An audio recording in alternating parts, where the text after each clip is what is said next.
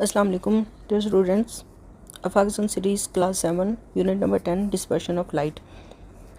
आज के लेक्चर में हम रिफ्लेक्शन और रिफ्रैक्शन का डिफरेंस पढ़ेंगे।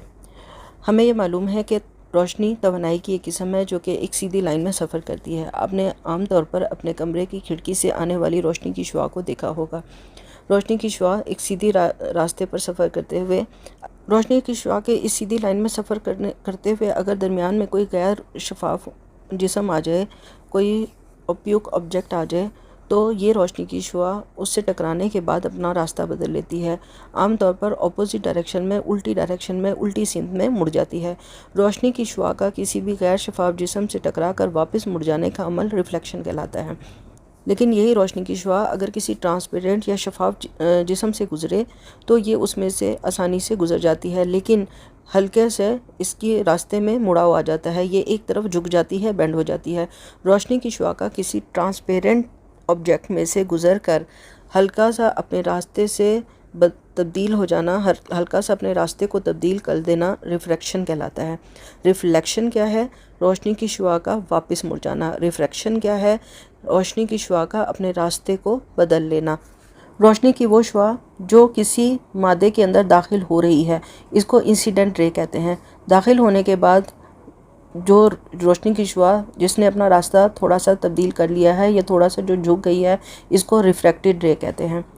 वो जगह जहाँ पर ये रोशनी की शुआ किसी मादे के अंदर दाखिल हो रही है, इसके ऊपर सीधी खींची जाने वाली अमूदी लाइन, बिल्कुल सीधी लाइन, ये नॉर्मल कहलाती है। ये सीधी अमूदी लाइन असल में हमने सिर्फ एक सोची हुई, हमारी ख्याल की हुई लाइन है। हकीकत में ये लाइन नहीं होती, ये सिर्फ हमारा ख्याल है जिसकी बुनियाद पर हम इस रोशनी की शुआ के सीधे होने या इसके मुड़ जाने की हकीकत का अंदाज़ा लगाते हैं। इंसिडेंट रे यानी दाखिल होने वाली शुआ और इस नॉर्मल जो हमारी ख्याल की हुई अमूदी लाइन है, इसके दरमियान बनने वाले इस जाविये को हम एंगल ऑफ इंसिडेंट कहते हैं। जबकि रिफ्रैक्टेड रे जो मीडियम में दाखिल हो चुकी है शुआ, उसमें और इस नॉर्मल के दरमियान बनने वाले एंगल को हम एंगल ऑफ रिफ्रैक्शन कहते हैं। दाखिल होने से पहले एंगल ऑफ इंसिडेंट है, दाखिल होने से पहले शुआ भी इंसिडेंट रे है, जबकि दाखिल होने के बाद क्योंकि शुआ रिफ्रैक्टेड रे बन गई है, इसलिए एंगल भी एंगल ऑफ रिफ्रैक्शन बन गया है। रोशनी की शुआ अपना रास्ता क्यों तब्दील कर लेती है? ऐसा क्यों होता है? असल में दर हकीकत ये जो रोशनी की शुआ है, ये इसकी रफ्तार में कमी या ज़्यादती की वजह से इसके अंदर झुकाव होता है। अगर रोशनी की शुआ किसी हल्के मीडियम से भारी मीडियम में दाखिल हो, मिसाल के तौर पर हवा हल्की है और पानी भारी है, अगर रोशनी की शुआ हवा से पानी में दाखिल होगी तो इसकी स्पीड ऑटोमेटिकली आहिस्ता हो जाएगी। ये बिल्कुल ऐसे ही है जैसे हमारी गाड़ी एक स्मूथ रोड पर चलती है। अगर स्मूथ रोड है तो हमारी गाड़ी स्पीड से चलती है, लेकिन अगर कोई ख़राब रोड आ गया है जिसमें जंप्स हैं या गड्ढे हैं, तो वहाँ पर हमारी गाड़ी की स्पीड कम हो जाती है। बिल्कुल इसी तरह जब ये रोशनी की शुआ किसी भारी मीडियम में जाती है जिसके मालिक्यूल भारी हैं, वो इसको गुज़रने में रेजिस्ट करते हैं, इसके रास्ते में रुकावट पैदा करते हैं, तो इसकी स्पीड, रोशनी की शुआ की स्पीड कम हो जाती है। रोशनी की शुआ की स्पीड कम होने की वजह से इसके अंदर झुकाव आ जाता है। अब यहाँ पर सवाल ये पैदा होता है कि एक मीडियम से दूसरे मीडियम में दाखिल होने पर रोशनी की शुआ में कितना झुकाव पैदा होता है। जब रोशनी की शुआ किसी एक मादे से दूसरे मादे में दाखिल हो और इसकी रफ्तार तेज़ हो जाए, तो उस सूरत में इस रोशनी की शुआ में झुकाव ज़्यादा पैदा होता है। सूरत में angle of reflection angle of incident से बड़ा होगा, यानी क्योंकि रोशनी की शुआ अपनी रफ्तार की तेज़ी की वजह से नॉर्मल से दूर हट जाएगी। मिसाल के तौर पर अगर रोशनी की शुआ हवा से शीशे में दाखिल हो रही है तो इसके अंदर ज़्यादा झुकाव आता है, और ये नॉर्मल से, जो नॉर्मल हमारी इमेजिनरी लाइन है, उससे दूर हट जाती है क्योंकि इसकी स्पीड में इजाफा हो चुका होता है। अगर रोशनी की शुआ एक मीडियम से दूसरे मीडियम में दाखिल हुई है और इसकी रफ्तार कम हो गई है, तो इसका मतलब ये है कि ये रोशनी की शुआ अब नॉर्मल की तरफ झुक जाएगी। इस सूरत में angle of incidents angle of refraction से बड़ा होगा। मिसाल के तौर पर अगर रोशनी की शुआ किसी शीशे से हवा में दाखिल हुई है तो ये नॉर्मल की तरफ झुक जाएगी और इसकी स्पीड कम हो जाएगी स्पीड। लेकिन अगर कोई भी ऐसा मादा है जो कि नॉर्मल के मुतवाज़ी मौजूद हो, के बराबर मौजूद हो, तो फिर इस रोशनी की शुआ के रास्ते में किसी किस्म की कोई तब्दीली नहीं आती, सिर्फ इसकी स्पीड यानी इसकी रफ्तार कम हो जाती है। रिफ्लेक्शन एक बहुत अहम खसूसियत है रोशनी की। इस आम तौर पर रोज़मर्रा ज़िंदगी में ये मुख्तलिफ़ जगहों पर हम इसका असरात देखते हैं। रिफ्लेक्शन की वजह से ही हम चीज़ों को देख सकते हैं। हमारी आँख में बनने वाला अक्स, हमारी आँख की लेंस पे बनने वाला अक्स इस रिफ्लेक्शन की वजह से ही बनता है। हम जिस भी चीज़ को देखते हैं उसका अक्स हमारी आँख की रेटिना तक, लेंस से गुजरकर हमारी आँख की रेटिना तक पहुंच जाता है और हम चीज़ों को देखने के काबिल हो जाते हैं। रिफ्लेक्शन की वजह से ही पानी के अंदर मौजूद चीज़ों की हमें असल जगह पता नहीं चलती। हकीकत में कोई भी चीज़ पानी की सतह के बहुत नीचे होती है, लेकिन वो हमें थोड़ा ऊपर नज़र आ रही होती है, क्योंकि हवा पानी से हल्की है। जब रोशनी की शुआ हवा से पानी में दाखिल होती है तो इसकी स्पीड कम हो जाती है, ये नॉर्मल की तरफ झुक जाती है और इसीलिए हमें चीज़ों का गलत अक्स नज़र आता है और हमें ऐसा लगता है जो चीज़ पानी की सतह से दूर थी, लेकिन हमें वो ऊपर से देखते हुए पानी की सतह के करीब नज़र आती है।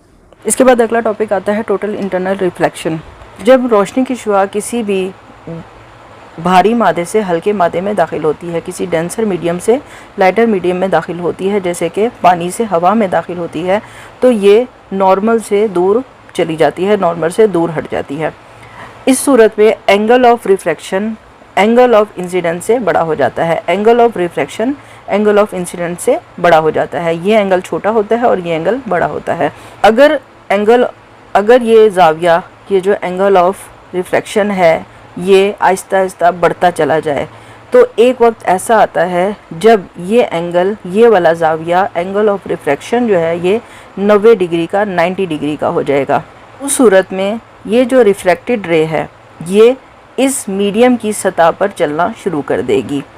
इस वक्त रोशनी की शुआ का मैक्सिमम रिफ्रैक्शन हो रहा होता है। वो एंगल ऑफ इंसिडेंस जिसके ऊपर एंगल ऑफ रिफ्रैक्शन 90 डिग्री का हो जाए, या इंसिडेंस रे से बनने वाला वो जाविया जिसके बदले में दूसरी तरफ 90 डिग्री का जाविया बनता हो, क्रिटिकल एंगल कहलाता है। क्रिटिकल एंगल क्या है? क्रिटिकल एंगल वो एंगल है, वो जाविया है जिस पर एंगल ऑफ रिफ्रैक्शन 90 डिग्री का मिले। अगर एंगल ऑफ इंसिडेंस मज़ीद बढ़ता चला जाए तो उस सूरत में जो रोशनी की रिफ्रैक्टेड रे है वो उसी मीडियम में अंदर वापस मुनक्किस होना शुरू हो जाएगी। अब रिफ्रैक्शन की बजाय रिफ्लेक्शन होना शुरू हो जाएगा, क्योंकि ये शुआ इसी मीडियम से दाखिल होकर उसी मीडियम में ही वापस जा रही है, जबकि कोई ऐसा बीच में ऑब्जेक्ट भी नहीं है जो इसको मुनक्किस कर सके। कोई शीशा या कोई ऐसी ओपिक ऑब्जेक्ट नहीं है, फिर भी ये रोशनी की शुआ वापस इसी मीडियम में आ रही है। इस फिनोमिना को हम टोटल इंटरनल रिफ्लेक्शन कहते हैं, यानी रोशनी की शुआ का एक मीडियम में मुकम्मल तौर पर वापस पलट आना, ये टोटल इंटरनल रिफ्लेक्शन है। टोटल इंटरनल रिफ्लेक्शन दो चीज़ों पर मुनहसर करता है। पहला कि रोशनी की शुआ हमेशा भारी से हल्के मीडियम में दाखिल हो रही हो, भारी जिस्म से भारी चीज़ से हल्की चीज़ में दाखिल हो रही हो। दूसरा ये कि एंगल ऑफ इंसिडेंस हमेशा क्रिटिकल एंगल से बड़ा होना चाहिए। टोटल इंटरनल रिफ्लेक्शन एक बहुत अहम फिनोमिना है, बहुत अहम चीज़ है, जो कि आम तौर पर हमारी ज़िंदगी में मुख्तलिफ़ जगहों पर हमें नज़र आता है। सबसे अहम तो हमें आम ज़िंदगी में गर्मी में नज़र आने वाला सैराब। सैराब क्या होता है? एक इंसान जो रोड पर सफ़र कर रहा है या सहरा में सफ़र कर रहा है, उसको ऐसा लगता है कि दूर पानी है, लेकिन हकीकत में ज़मीन पर पानी नहीं होता, ज़मीन बिल्कुल खुश्क होती है। ये जो नज़रों का धोखा है इसको हम सैराब कहते हैं, ऑप्टिकल इल्यूजन, नज़र का धोखा। असल में हवा जब ठंडी हवा से गर्म हवा में दाखिल होती है तो इसकी रिफ्रैक्शन होती है, ये रिफ्लेक्ट होती है क्योंकि इसकी स्पीड कम हो जाती है। हमने अभी पढ़ा कि क्योंकि ठंडी हवा भारी होती है और गर्म हवा हल्की होती है, तो जब ये ठंडी हवा से गर्म हवा में दाखिल होती है रोशनी, तो इसकी स्पीड में फ़र्क आ जाता है। अब ये हवा ठंडी और गर्म का फ़र्क क्यों है? क्योंकि जब ज़मीन गर्म होती है, सूरज की तपिश की वजह से ज़मीन गर्म होती है, तो इसकी करीब की सतह पर जो हवा है वो भी गर्म होती है और गर्म होने की वजह से वो ऊपर उठती है, जबकि ऊपर की हवा ठंडी होती है ज़मीन के करीब की हवा की निस्बत। जब रोशनी की शुआएं इस सूरज से आती हैं हमारी आँखों की तरफ,